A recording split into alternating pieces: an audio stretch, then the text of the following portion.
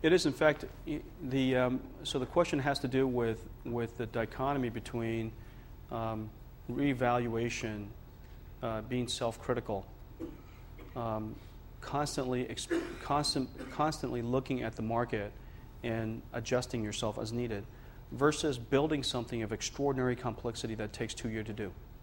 Okay? In order to build anything meaningful, you have to be committed to it. 2 years ago, when we started building GeForce Effects, the idea of building GeForce Effects was completely, utterly nonsense.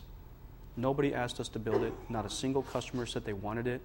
And yet you need to have the courage to go forward with executing and doing what you believe is something that you're excited about. I mean, there's a little bit of, self-entertaining that goes with building any company. I won't deny that. I build GeForce Effects first for me, and then second for my customers.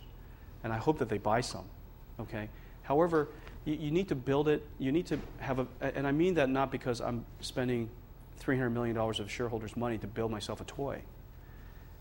I actually mean that in the sense that you need to have a vision first. And the vision has to start from somewhere.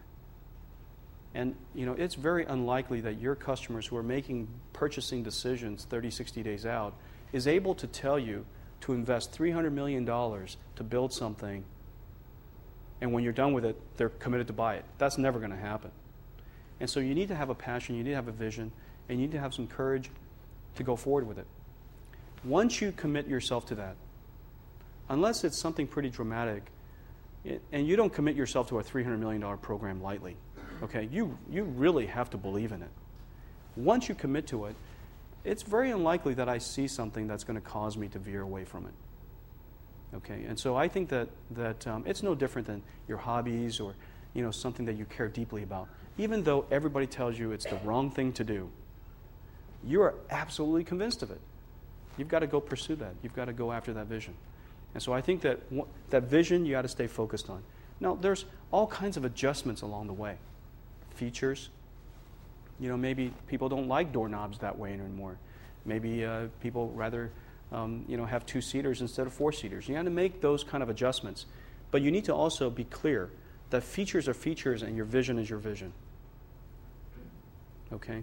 That features is not something you get religious about. Features is not something you get so wrapped up around that you can't possibly let go of a screw or the color of the color of the package or whatever it happens to be, So you just have to make sure that you distinguish that. And then, you balance that as you go.